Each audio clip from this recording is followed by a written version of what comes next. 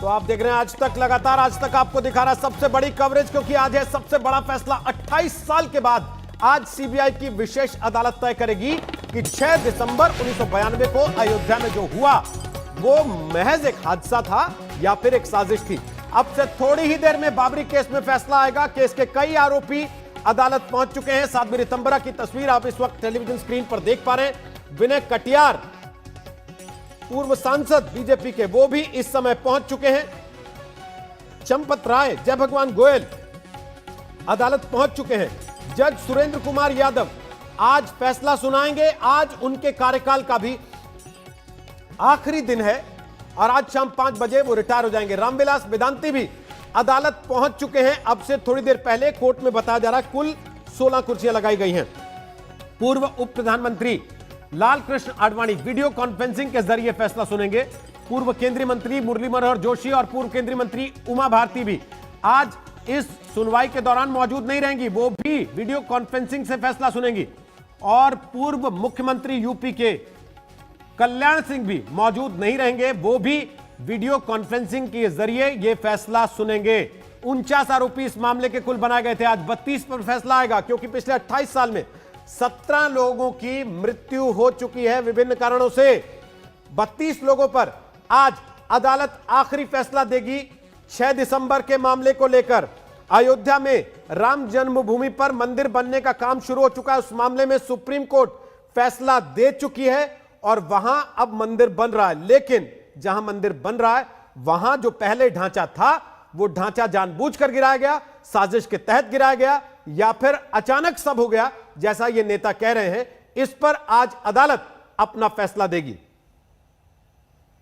जब लोग कहते हैं कि न्याय के लिए 28 साल इंतजार करना पड़ता है, एक अभियुक्त के लिए 28 साल का इंतजार कैसा होता है? बड़ा कष्टदायी होता है।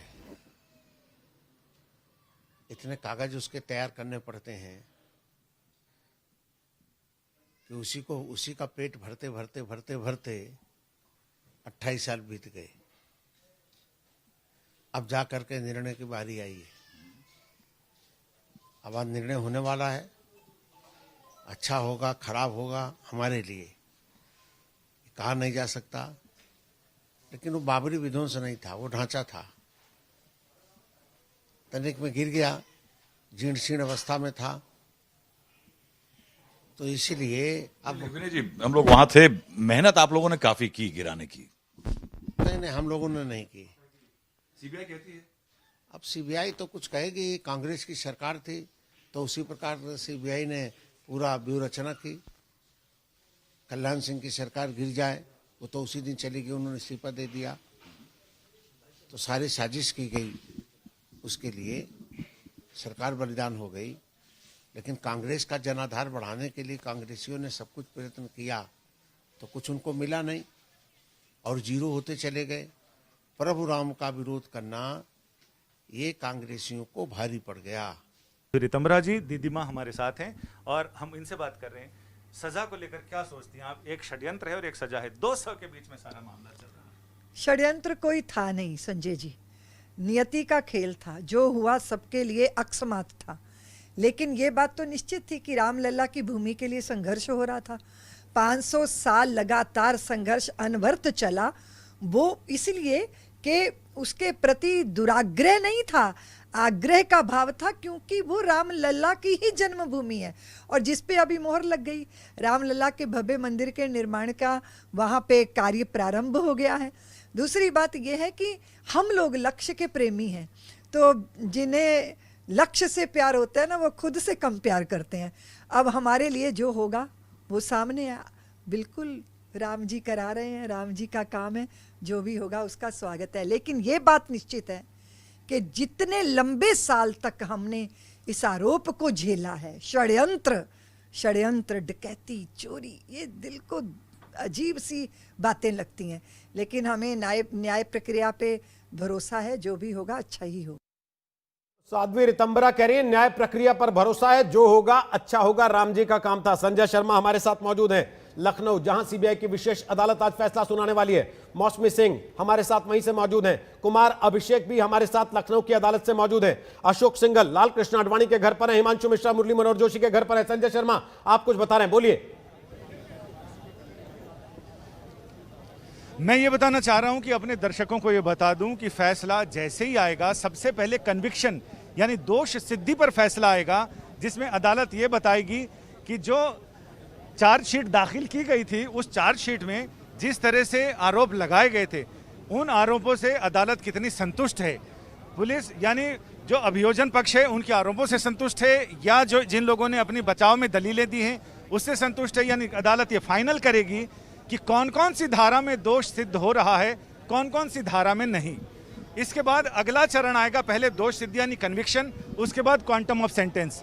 अगर बहुत सारी धाराएं ऐसी होंगी जिनमें 5 साल या उससे ज़्यादा की सज़ा है, उस पर सज़ा पर बहस होगी और उसके बाद मुझे लग रहा है कि दूसरे चरण में सज़ा पर बहस होगी और सज़ा फिर तय करेगा कोर्ट कि आखिर इनको कितनी सज़ा दी जाए। तो यानी 2 चरणों में फैसला आएगा।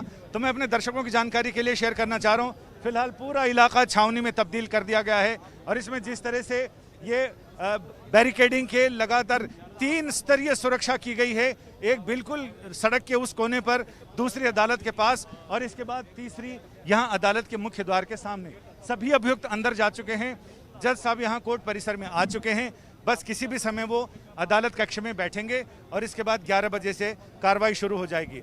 हालांकि अधिकतर अभियुक्त यही कह रहे हैं कि उन्होंने राम काज के लिए किया, सलाखों के पीछे भी जाना हो, आजीवन कारावास हो, फांसी की सजा हो, सब मंजूर है, लेकिन साथ साथ तो 50-50 हज़ार के जमानती भी लेकर आए हैं कई। हालांकि जय भगवान गोयल ने बोला कि वो जमानती नहीं लेकर जाएंगे और चाहे जो भी सजा होगी वो देखेंगे। तो कई लोगों ने ये भी कहा है, लेकिन कई लोग ये कहते हुए आए हैं कि उन्हें जो भी सजा होगी वो मंजूर है, लेकिन अगर 3 साल से कम की सजा हुई तो जमानती उनके पास है। यानी जो बैकअप है वो साथ लेकर आए हैं। बिल्कुल संजय, वापस आते हैं आपके पास। कुमार अभिषेक, आरोप मोटा मोटी इस मामले में क्या क्या लगाए गए हैं, किन चेहरों पर क्या क्या आरोप हैं? देखिए रोहित, मुख्य आरोप भड़काऊ भाषण का, जिसमें 543 बी है, 120 बी है, खासकर साजिश का। तो 120 बी जो आरोप है ये सभी लोगों पर है, जितने 32 लोग हैं इन सबों पर साजिश के आरोप रखे गए हैं। कुछ लोगों पर भड़काऊ भाषण के नहीं है। इसके अलावा एक और केस हुआ था जिसमें कि तमाम जो वहां पर उस वक्त जर्नलिस्ट थे, मीडिया पर्सन्स थे, उनके कैमरे छीने गए थे, तोड़े गए थे। तो अज्ञात लोगों पर वो भी केस था। सीबीआई इन तीनों एंगल पर जांच कर रही थी कि क्या साजिश के तहत इस ढांचे को गिराया गया, क्या जो 6 दिसंबर 1992 को उस चबूतरे पर जब कार सेवा चल रही थी तो वहां से कोई भड़काऊ भाषण दिए गए, और क्या जो उस दौरान जब ये ढांचा गिरा तब जो मीडिया पर्सन्स के साथ मारपीट हुई थी तो उसमें कोई शामिल था। देखिए, जो बचाव पक्ष है वो लगातार ये कहता रहा है कि साजिश का कोई शख्स सामने नहीं आया कि जिसने साजिश रची हो। साथ साथ भड़काऊ भाषण की बात शुरू से जो सबसे ज्यादा इस पूरे मामले में चला वो था भड़काऊ भाषण, जिसे हम हेट स्पीच भी कहते हैं, कि उस दिन वो स्पीच दी गई। उस दिन तमाम बड़े बड़े नेताओं और जितने हिंदूवादी नेता हैं उन लोगों ने उस कार सेवा के मंच से भाषण दिया था और वो भड़काऊ था और उससे उग्र होकर कार सेवकों ने वो विवादित ढांचा गिराया था। तो मुख्य आरोप यही था, लेकिन 2017 में इसमें साजिश का पार्ट भी जोड़ा गया था, जिसमें तमाम लोग, चाहे लाल कृष्ण आडवाणी हो, चाहे मुरली मनोहर जोशी हो, जितने चेहरे थे सब पर यह लगाया गया। जो साजिश का पार्ट है उसके हिसाब से सबसे ज्यादा जो सजा है वो 5 साल की सजा हो सकती है, जैसा कि बचाव पक्ष के वकील ने हमें बताया है। लेकिन अगर 3 साल से कम की सजा किसी को होती है तो आज बेल बॉन्ड भरा जाएगा, और अगर 5 साल से ज्यादा की सजा होगी तो फिर उन्हें हिरासत में लिया जाएगा। जो कोर्ट के भीतर लोग मौजूद हैं, इस वक्त 18 आरोपी कोर्ट के भीतर मौजूद हैं। सबों के चेहरे पे तनाव इस वक्त दिखाई दे रहा है। वापस आते हैं आपके पास।